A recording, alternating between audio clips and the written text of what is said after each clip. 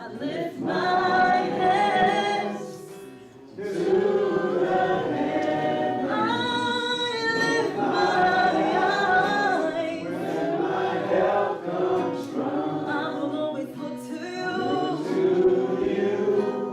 You are my rock, you are my healer. I trust in you. I trust in you. I trust in you. I want to thank you all for coming.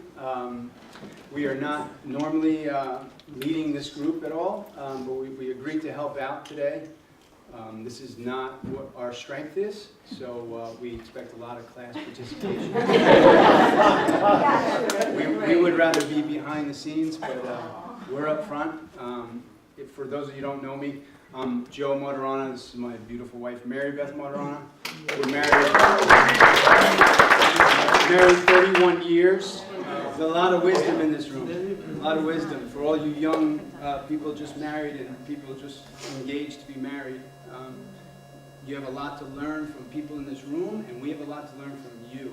Because you guys have a lot to offer for us too. You know, sometimes we forget how to date our wives and how to treat our wives with something special or flowers or something nice, you know, so there's things to share back and forth. But what you're doing here, you young couples with kids, I mean, this is what it's all about. We're married 31 years, and we go to 2 or 3 different marriage groups, you know, because we think it's that important, and we always have, so we're just going to pray. Lord God, we thank you for this time together. And we thank you for everyone who thinks it's important enough, Lord, to keep their marriage strong and to fight for their marriage. In a world that's so against marriage and tells us to stray away from it, and kids are getting married in the 30s and even later than that now, we just pray, Lord God, that you would bless this time together and give us what we need to hear from you. That today you have something special for each and every one of us. Especially with this lesson, Lord, it's a tough lesson. But it's something we all go through in our marriage. No one can deny it. And we trust, Lord God, that you will have something for us. And we're looking forward to growing our marriage and protecting our home and our marriage from the enemy. And I just thank you for every life here. In Jesus' name. Amen. Amen. Yeah. So I'm just going to introduce the videos total, and then you can introduce. Okay. So this topic is this. Yeah, this was a late planning. This was late. We should have been planning this for weeks, but honestly, we planned just last few hours. We've been thinking about it for a couple of weeks. My mom's been sick in the hospital. So this topic is tough. Flattered. It's flirting and the parameters and the boundaries you should have in your marriage, and it doesn't discuss that, but you see in the video it's something that we didn't like when we first saw it, because it's something that we don't like for each other. Like we don't even want to think about or mention the fact that one of us are flirting with somebody else, you know, like she's mine, I'm hers, and that's the way we try and live our lives. But so it's tough video. We're going to start out with a little humor first, right? But it's still serious, and then we'll see the actual video. When they told us what we were teaching on, the Kings and Queens episode came to my mind. I don't know if you guys watch it, but she had they called it her work husband. So he found out that she had this work husband, and he was like, what's going on with that? So we figured we'd show you that little clip from that. And then we could watch the video. Come on, I want to be part of your work life. Do you also want to pick out my outfit for tomorrow? I'm serious. Like, what's up with the weird guy who kept staring at the brownies? Van Bean? Yes! What the hell is up with Van Bean? Give me the what on Van Bean. Nothing. It's just a very annoying man who's 4'11". Why do you care? Excuse me for wanting to know as much about your life as your work husband does. That's right. You didn't think I'd find out you're a bigamist, did you, Utah? Now, are you actually telling me you're you're upset because I have a friend who people as a dumb joke call my work husband? You're right. Why am I getting upset? Really, you just have another husband, that's all. Kurt is gay. What part of gay do you not understand? I understand plenty parts of gay. Do you, Doug? Yeah, I do. Well, you're being ridiculous. Look, even if there is no sex involved, how would you like it if I had a work wife at IPS, huh? What if Wanda, the dispatcher, and I just started spending all this time together? Wanda never leaves her desk. She's 400 pounds. Of fun. I am done with this conversation. Whether he's gay or not, bottom line is you found somebody at work, you're sharing all these things with that you should be sharing with me. True, right? I mean, that's how I would feel too. Like, you got to share everything. You know, you can't have people at work and that we're intimate with, or not intimate with, but sharing things that we wouldn't even share with our wife, or even sharing things that are private. You know, that should not be happening. And there's plenty of people in the world who don't honor the covenant. You know, the covenant you made of marriage, right? So you have to be aware and that people like this are out there. You know.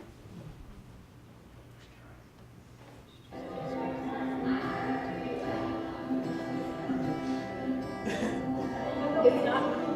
It didn't work. Does it work? But so. I get like shocked. It's kind of crazy. Like, I always see the infomercials and I love them. I think they're fantastic. They're so like it has the first week you're okay. Like, yeah, that's true. Throw up the first time you do it. Really? Yeah. Tara?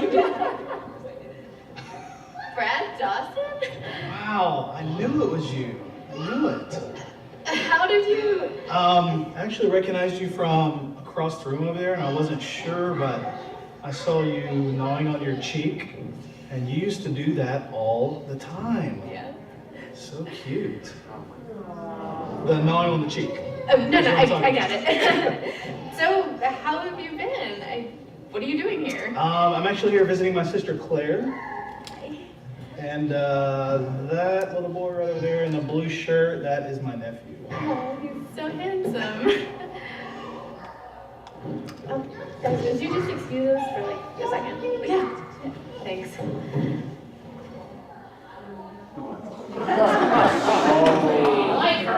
what have you been up to? You look like you're the CEO of something. No, nothing like that.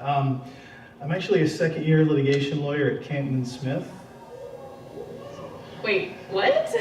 Yeah. Wow. I guess all that pushing my parents did for graduate school while we were together in college, you know, with a little ambition kind of paid off, so. That's really great, Fred. Thanks. What about you though? What are you doing? Well, I finished my master's in international communications, summa cum laude. Wow, that's fantastic. Are you doing anything with it? I mean, you must be traveling the world or something. You never could sit still for long. Yeah, I did a little traveling. I guess you could say I'm taking a break.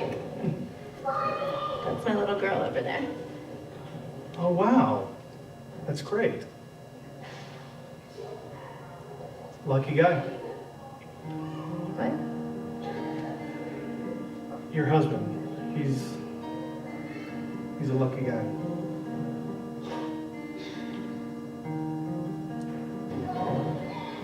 I'll be right back. Mommy duty. Sure.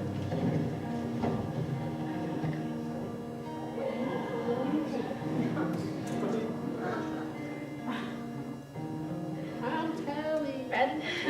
Hey. Hey, we've got to get going in a minute.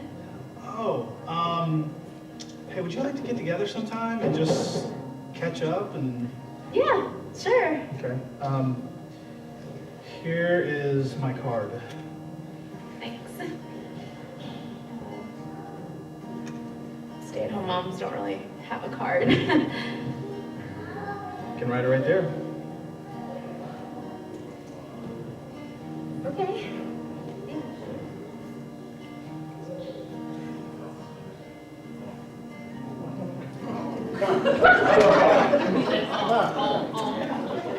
Really nice seeing you again, Fred. Yes, it was. Yes, it was nice for me to see you, not for you to see me. Right.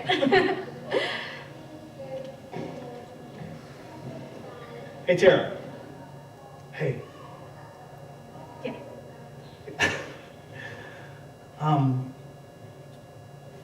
Would you like to maybe go get something to eat?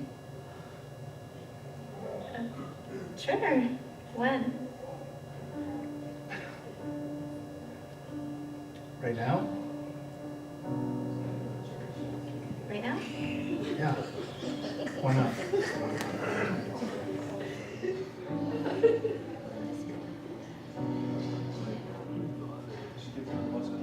Yeah.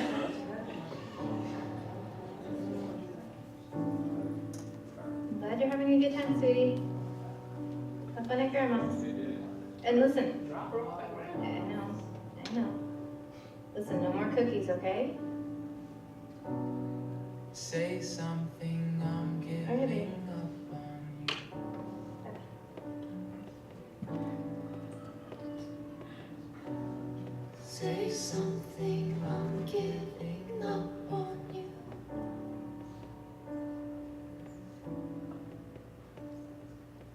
Nate, I'm sorry. Sorry. Don't you even start with that. Don't you dare! And what do you want me to say? I am sorry. What are you even going to tell me about this, Tara? Or are we just going to have lunch with this dude and then what, have dinner and catch a movie with him next week? Well? I don't know. Then when? Friday. No, sweetie. I'm not talking about lunch. Jilly already spilled the beans on that. She knew his name, she described him, everything. I'm talking about the first time. When did he first sweep you off your feet? Stop it. No, you stop it! When? The same day. We had lunch together the same day we ran into each other at the Gymboree 2 weeks ago. At the Gymboree? Whoa. With Jilly there? Are you serious? What? Tara, what were you thinking? It caught me off guard, Nate. When he suggested lunch, it seemed harmless at the time. And my head said no, but I actually said yes. Because Because what? he showed interest in me.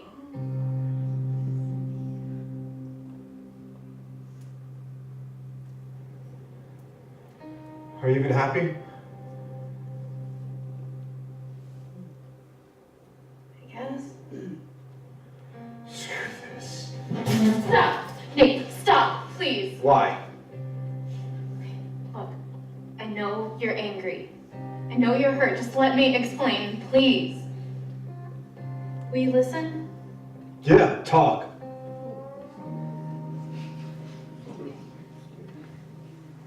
Nate, of course I'm happy. I am. Happy. That's real good, Tara. You sound like you're trying to convince yourself. What am I supposed to do with that? What am I supposed to think? You're twisting everything I say. Please, Nate. Look, I wasn't going to do anything. I was just flattered, that's all. I can't explain it. Try. Right now. Try. I can't.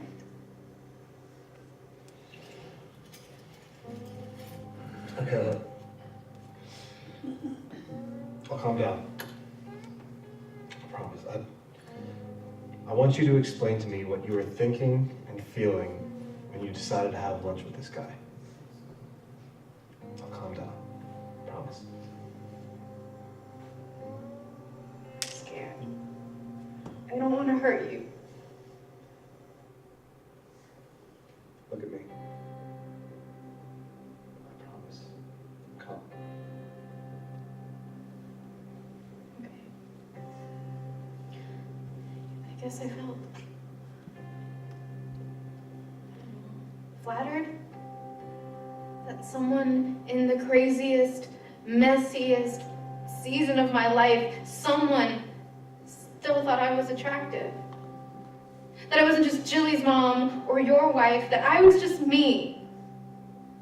Does that make sense? So, you are happy?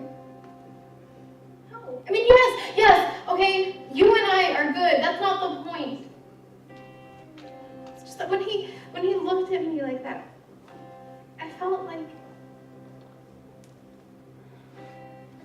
there was a part of me that I thought was gone or was still there. Okay, so you're not in love with this guy? No. No, I haven't thought twice about him. Can I be honest? Please. Butterflies? No, I'm not explaining it right. I felt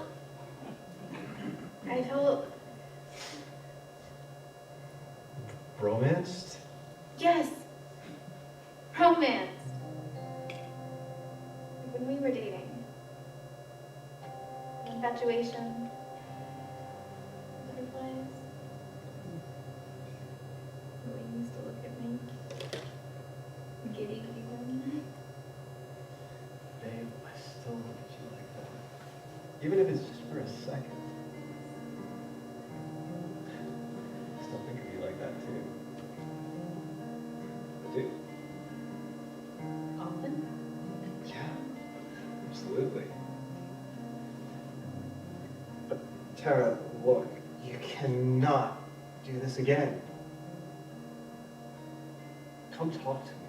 Let's work on it. Let's see if we can't get it back. What would you say if I did something like this? Thought of that. How mad I'd be at you, at her, whoever she is. Going after my husband? After seeing your ring? Eating lunch with my family? I'm sorry. I am so sorry that I hurt you. Babe, no one is allowed to come in here and ruin this. Got it? You're an idiot. Please forgive me. We're starting to.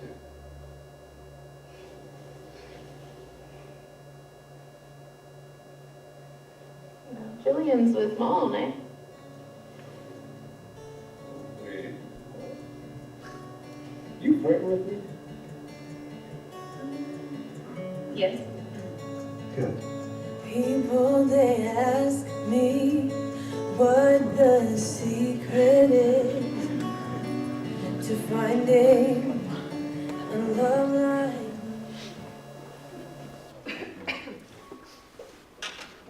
So, it happens, right? It's something we definitely need to guard our homes against, like that Under Armour commercial, you know, protect this house. That's the way I know we feel about ours, and hopefully that you guys do as well. So Nate said no one is allowed to come in here and ruin this. Do you have that attitude in your marriage? Perhaps you're familiar with the Under Armour commercial that I just said. The man aggressively shouting, "We must protect his house." Of course, the idea is that his teammates are not going to allow anyone to come into their stadium and get a victory, at least not without a good fight. Married couples must adopt this same attitude. There are a number of things competing against a healthy marriage, including good things like jobs, children, family, social activities, civic opportunities, etc. If a couple is not careful, they'll sacrifice their marriage upon the altar of busyness for things that in and of themselves are not harmful, yet when combined become lethal to a good marriage. Just as things can compete against a healthy marriage, so too can other people. This includes your current network and old flames, who are now more accessible than ever thanks to social media. If you are not guarding your heart, it's possible that you can get caught up in an affair that wrecks your marriage, family, confidence, and ultimately faith in God. To defend against these things, your attitude must be, I must protect this house from all things, good and bad, that can draw your heart and attention away from your marriage. Really good stuff there. And you know, Mary Beth and I were looking up some statistics on marriage, and it just blew me away, the numbers. 50% of marriages end up in divorce. 50%. 50+ percentage of Christian marriages end up in divorce. I mean, that's mind-boggling to me. It's too easy an option. Yeah, it's too easy an option. It's crazy. This study, there was another study done about infidelity in marriages, and I hope this study was done in Sin City, because this was just amazing. This statistic was amazing. 58% of men said that there's infidelity in their marriage, and 65% of women, because many of the women, because they were getting back at their husband, you know. So I mean, and that was 60% of all that was because of social media. So now with the access of old friends and old flings, you know, social media, I don't even go on. I don't like it. I don't have a Facebook or anything, but I just feel like those statistics are crazy. So for you to be here and think it's this important, I mean, your spouse should be thrilled that you know, you're here and doing this. Regardless of why these things happen, needs to be us, and we need to do whatever it takes to protect our home and marriage. It is a known fact that growing up in a home with a healthy marriage and a happy home protects children from mental, physical, educational, and social problems. That's worth it enough for all you people who have kids, right? What good things are you currently involved in that are detracting from your marriage? I don't want people to raise their hand if they're not comfortable, but I mean, those are things that you could just think about in your head.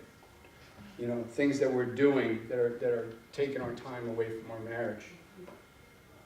And what people are you spending time with who are detracting from your marriage? Great questions to ask yourselves, you know. Okay, so it says in the film, Tara was flattered by outside attention. Has this ever happened to you, and how did it make you feel? Anybody have an answer to that? They probably don't want to say. It is not uncommon for married persons to be complimented or approached by others. This extra attention can be flattering, but also dangerous. Proverbs 29:5 says, "Those who flatter their neighbors are spreading nets for their feet." This is something spouses would be wise to remember when someone other than their mate begins to show them attention and affection. Another verse from the book of Proverbs can be very helpful. A person who is full tramples on a honeycomb, but to a hungry person any bitter thing is sweet. When placed in the context of flattery, this verse can mean that a person who is getting a healthy share of compliments at home and is being loved on verbally by his or her spouse is going to be less likely to be caught up in the compliments from another. On the contrary, a person whose compliment tank is empty or nearly empty is going to be more likely to appreciate the extra attention and seek more of it. A lesson here is for you to ensure that you are routinely complimenting and praising your spouse, and that the praise is registering on your spouse's radar. Another lesson to learn is that you must communicate your needs to your mate. Don't simply assume your mate will read your mind and automatically know when you need praise and encouragement. It's critical that you help your mate navigate your feelings and needs. Yeah, and I think that's mostly for the wife. We usually have to help our mate navigate their feelings, our feelings and needs. Well, usually. So the homework is tell your mate when you need encouragement. Don't assume he or she can read your mind. So that's just related. So I have learned so much from my wife through the 30 years, because she's right. As men, we don't communicate well. I mean, I didn't communicate well, you know. And she's really taught me to do that and share my feelings and stuff like that. It took a long time, but also she has needs too that I didn't realize that she needed. So you know, we learned a lot through our 30 years of marriage. But the number one thing I would say, and Mary Beth would agree with me, is the fact that we have God.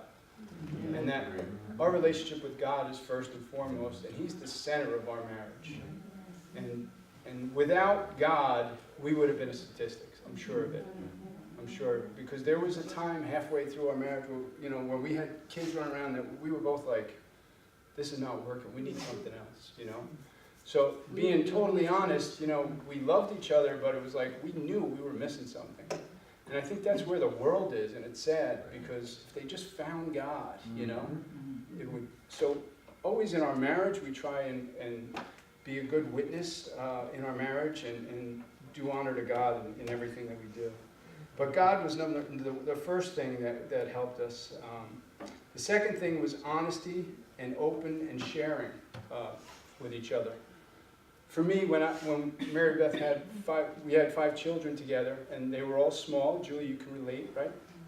They're all small, and she's home with 5 kids, and I'm out working 2 jobs. I'm socializing with people my age, or, you know, I'm working in a school, and I have, you know, there's teachers there I'm talking to, and she's home conversing with 5 little kids, you know, and Trapped. No. and yeah, and that's the way she felt, right? I mean, thank God, and we're blessed that she was able to stay home. But I understood the fact, and it was because of godly wisdom, and because I listened, that she needed to know what was going on in my life out there. You know, my cell phone was hers. When I walked in the door, I put it on the counter. I didn't want anything for her to question. I wanted her to see my text messages. I wanted to see who I was talking to. She wanted to look through it, and she would spend time right in front of me, you know, doing it. But I understood that, you know, because she doesn't know who I'm talking to. She's talking to 5 little kids all day going out of her mind, right? So it was really important that you're honest and open in your relationship, especially you young people. Know that if, you know, you're out there working and she's out there working, you both should have open access to. I don't believe it's private. You share the life together. 2 become 1. And you need to share your information. And whatever they're comfortable with, whatever she's comfortable with, I'm good with, you know, because that's where trust comes in. You have to build trust, you know. Anything to add to that? No, I think I was going to say, I think I was feeling, well, I know people would say something about, like, they would look at the ring, you know, like, they had a ring or not, and I'm like, really? You know, like, I would hear little things, like, about in the workplace and stuff, and I was like, and he doesn't really wear a ring because he's an electrician, so it can be dangerous. So I started to say, I think you should wear your ring, because I'm hearing, you know, because I could be a little naive, like, oh, that, you know, girls don't do that, you know? It wasn't an excuse not to wear my ring, but it was just, there was one time I wore my ring to work and I was getting off my truck and my ring got hooked on my ladder. I almost ripped my finger off. You know, plus I'm working on electricity. So it was like, I'm not wearing my ring to work, and then I would forget to put it on. But that was a concern for her, so what am I going to do? I'm going to wear my ring now if it's a concern, right? Well, it's a rubber ring. Yeah. We'll put it on a rubber ring.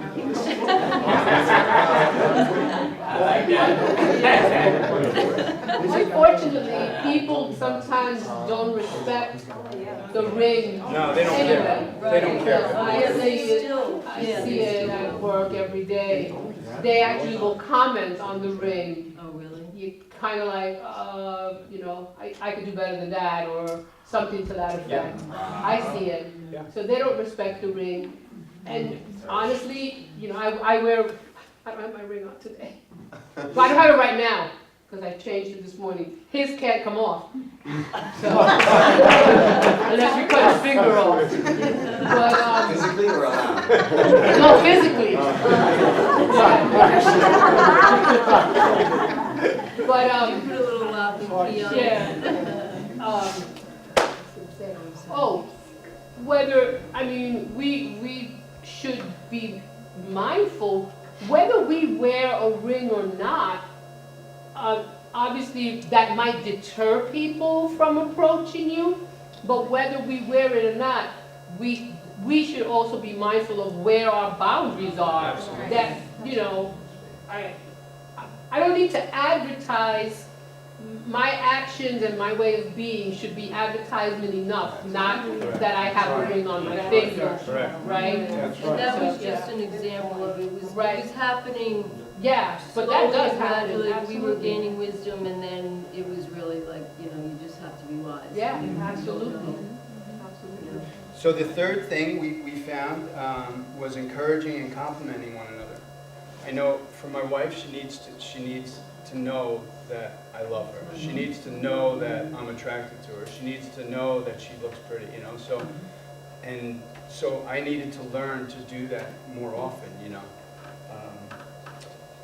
To appreciate one another, you know, be thankful for one another and the things we do. Like, you know, for her, I always told her that, you know, I remember saying that I never hear you say I'm thankful for me providing. You know, I'm out busting my butt. That's what you wanted to hear. All I just wanted to hear was, you know, you're a great provider. I appreciate you, you know. So those things, and you can't, another thing on this list is you can't assume that your spouse knows what your needs are. You have to express your needs to your spouse. Because You I have was to like, tell oh, I them. thought you knew that.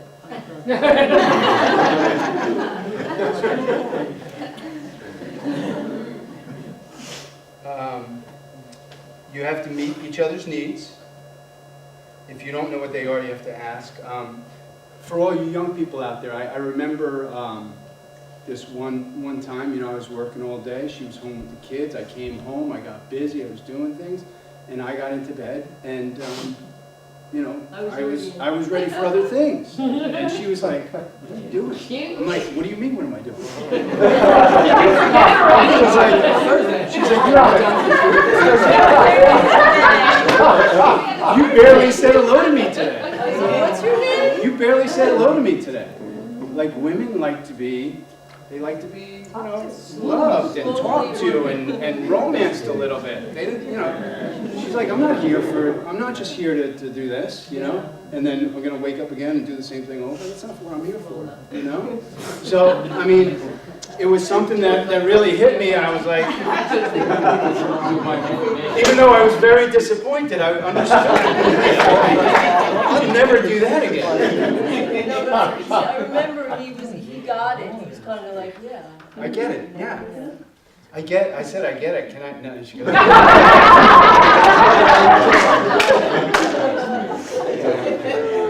That was his homework. And the other thing is that we are both very aware that there are many people out there who don't care if you have a ring, who don't honor the covenant of marriage, who, if they like what they see, they're going to go after it. And you have to be strong enough to say, you know what? Don't even try it with me. You know, like, this guy needs to go to lunch for sure. Like I said, we need to give him a knuckle sandwich or something like that, right? But I'd like so those are what helped us. I would like for anybody who wants to share in what helped them get as far in their marriage as they have, or, you know, what maybe attracted you to your new wife, or just to share, and we can all chime in and participate. Floor's open. You don't have to raise your hand. Probably need some thinking time. You need thinking time. You're new. We have How much thinking people here married time? for over 20 years. They have stuff to share. Really? I gotta think. And you know what? When you think about, like, some of the things I'm saying here and I'm sharing are private, personal things that we have, but this is a marriage group, and this is what it's about. And none of you have not experienced the stuff that my wife and I have experienced. And there's times I'm extremely jealous. You know, she's not even flirting with somebody, but I'm extremely jealous of a guy even, like, getting close to her. Like, don't even talk to her like that, you know, like, I'm ready to go. But, and I think it's a good jealousy. It's not like I'm a psychopath, but I can be. No, it's just that I treasure her, and I want her to desire me as much as I desire her. And so that's the feeling we have for each other, and it's beautiful. God has blessed our marriage. There's definitely been rocky roads, but 31 years, thank the Lord, and things have never been better. So please share. Yeah, Brian. Well, yeah, so I mean, I'm not, wait, are you scared? I've only been married 5 years, but I think something that just, even just got from my heart, something that I learned quick was, so if I know what my needs are, and like you're talking about, sometimes you need to verbalize that. Yes. I assumed early on, okay, if I'm happy, I'm good, she must be good. Right. Or that I know that my certain needs are met, or if I base things on how I feel, and I'm like, oh, like I'm assuming she feels the same way. We are totally two different creatures, and I know obviously everybody knows that men and women just think differently. You know what I mean? We're happy, like the things that she's happy about, I could care less about. You know what I mean? And sometimes I've learned that I just, even though like I need show interest, show that I'm there and support her, because I would say, oh, well, like that doesn't really matter to me. And she's like, oh, what matters to me? Amen. That kind of thing. So we can't always, we don't think the same, so we can't think that we do think the same. That's a great point, and that's what you young couples that are here, and Shane and Nicole are about to get married. I mean, you are gaining such valuable wisdom here in this room. Are you taking notes? We're not bragging about it. We learned the hard way, but you're smarter than us. God's blessing you with this knowledge, and there's a ton of it. Don't be afraid to ask questions about anything to a mature married couple who's in the Lord, because we'd love to share and tell you how to be successful. Because there is the enemy out there who wishes and does not want marriages to succeed. They want to change the definition of marriage even, It's a union of a man and a woman. That's what it's defined as. That's right. Just a base, I guess, for the younger couple. Happy wife, happy life. It works. Yeah. It really does. It really does. And it takes if you think that way, it allows you to function as a man a lot easier too.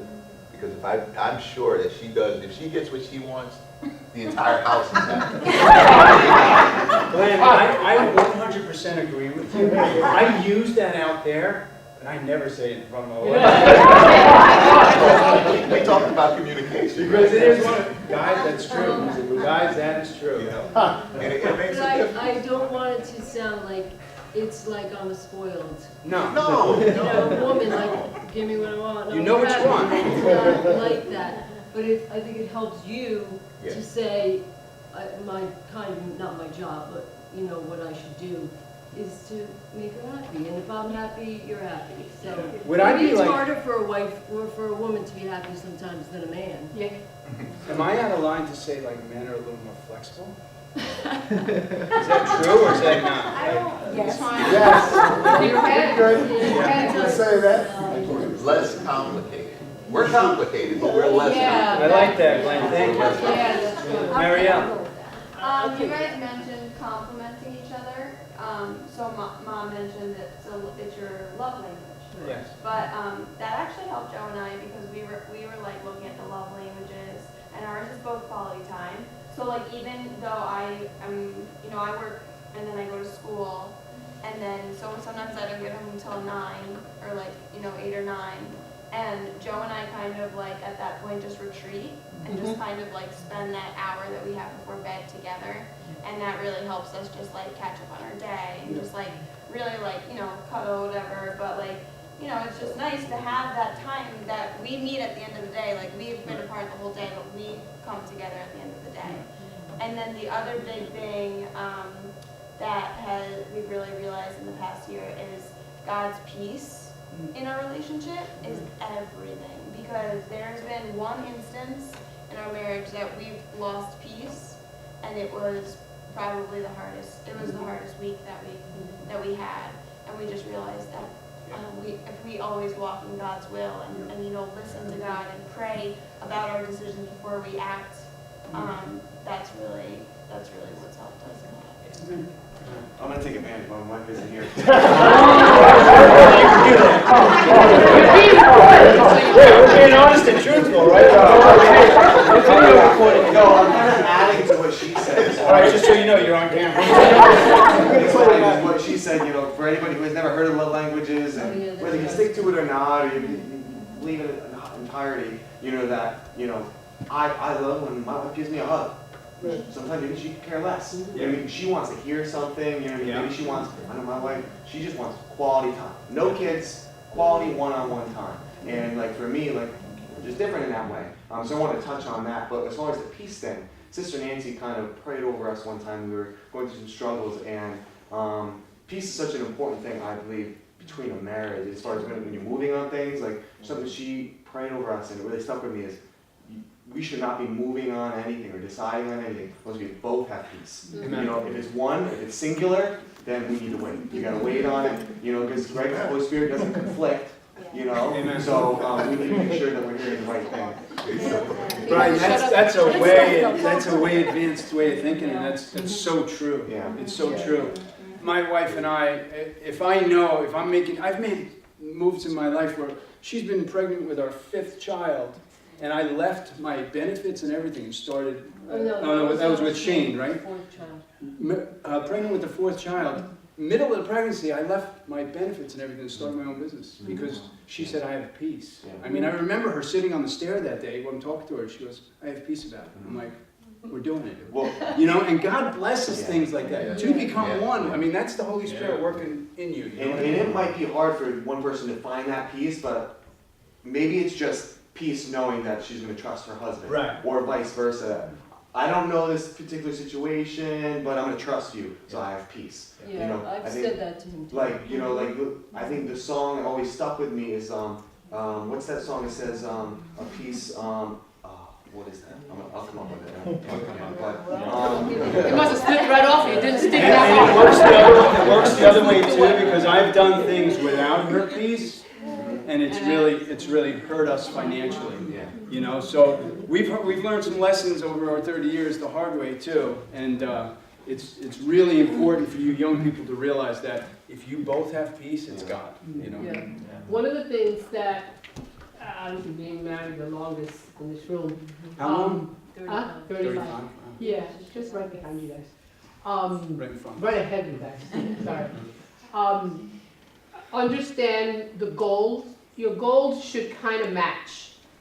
Because you can have one goal and I have another goal, because then our energies are gonna be, and we're gonna clash. You gotta come to common goals, so, because you have to work together towards those goals. But something else that you said that just slipped off of my brain, that's what happened after 35 people. No, it'll come back to me, I'm sure, at some point. But you know, what you guys have been talking about all along is God first. And then God is definitely in the equation here. Because like Joe was saying earlier, without that, you can be taken in so many different directions. It's easy to fall. Yeah. You know, and you gotta be in God, in church, you gotta be listening to the word.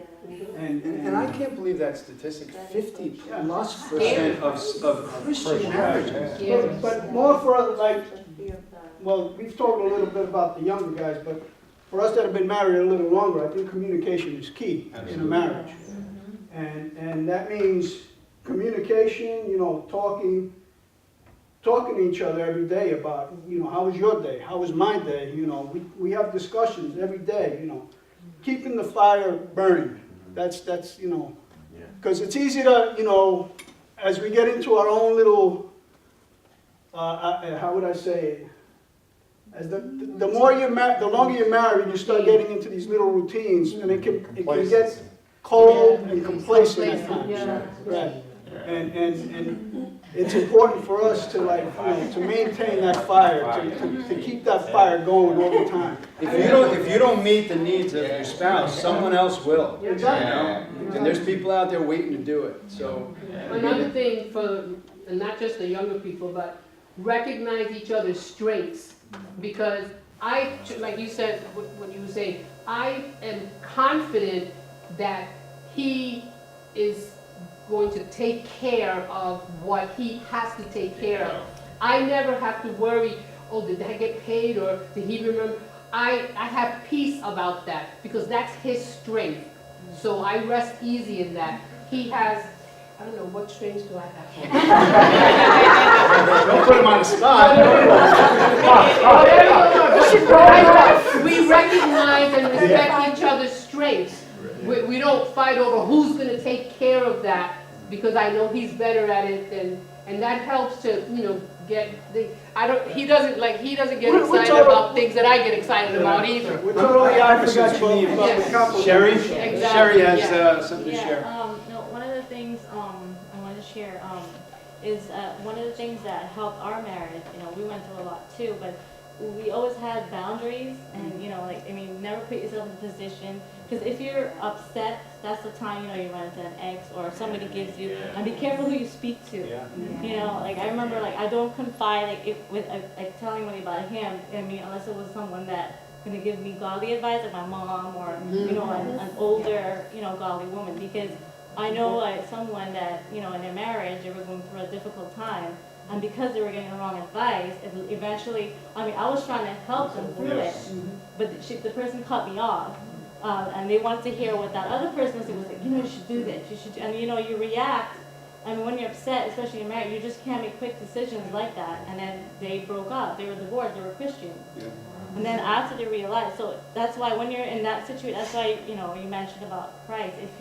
If you don't have anyone to talk to, you have Him. And sometimes He does disappoint me. I disappoint Him too. It's a lot of times. We don't always, in that love mode. But you can, you're in love with Christ all the time. He can go to Him at any time, all the time, and it's never, you can't. There's no limit to it. Amen. And that is what really helped us in our marriage. That's a great point, Sherry, too. And another thing we should all realize as married couples too, even for praying for people. I know we're all Christians and we believe in praying for people, and we should. But if you're going to pray for a woman who's upset or a man who's upset, you better grab your wife and say, let's go. We're going to pray for this woman. Because they're vulnerable at that time. They may not be getting what they need at home. And then they find an attraction in you, and then you got that to deal with. You don't ever want to put yourself in that position.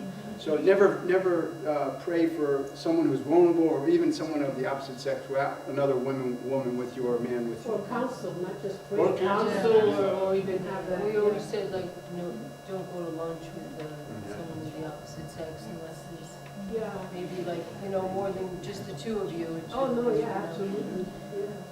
So one of the things. I'm sorry, what's your name again? Terry.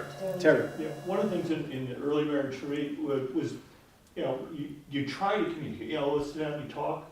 And I'll tell you, we probably spent 2 years with me just not getting on the idea that when she's upset, she's not saying, please solve my problem. Right. She's saying, shut up and listen. Oh, that took so long for that to get through. And when it finally did, it helped a lot. That is great for you young people. Your wife wants you to listen. She doesn't want you to fix her problems. Well, She wants you to listen. So I think this was a really powerful lesson here. I mean, the things we just shared have such great value. We didn't particularly like the acting and stuff, but these things happen. We need to be aware of them, right? And so we're going to do a little, you want to do a little exercise before we conclude? And we decided the second part, not to do it until next time? Yes. Oh, yeah.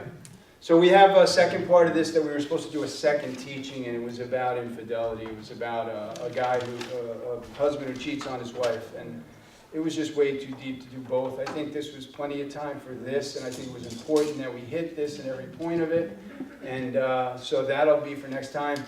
Do any of us have to worry about that? I hope to God not, but there's a lot of value and a lot of lesson in it also. So that'll be the next teaching that Guccio, I guess, will do. But I think we have a guest speaker next time, so it'll be 2 months down the road. We appreciate the participation. You really helped us out. We thank the Lord for this time together, because I felt it was really a great time and some great information. I know I got stuff out of it for sure. Does anybody want to close us in prayer, and then we can fellowship? Any volunteers for prayer closing? Sylvia, you got it. Thank you, Father God.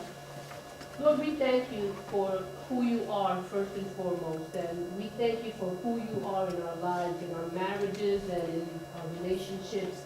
We ask, Father God, that you would continue to strengthen our marriages, that you would grant us, Father God, discernment when we feel that we're being either flattered by not just something, not just someone else, but something else as well that could hinder our walk with you when it relates to our marriage. We ask, Father God, that you would bless each and every person here. Lord God, that we continue to seek you in all that we think, in all that we plan. I pray that you would give us traveling mercies tonight, Father God, and we look forward to meeting again in the next few weeks to see what else you have in store for us and our marriages. In Jesus' name we pray. Amen. Can I just say one thing? Sure. If you can encourage other married couples that you see that say, this is an awesome thing to come to, and spread the word. It's like if you're at a good restaurant, you're saying, try that restaurant. Because there are, what, 30 or 40 other married couples? So just share that it's an awesome thing to come to, that's it. Thanks, Joe.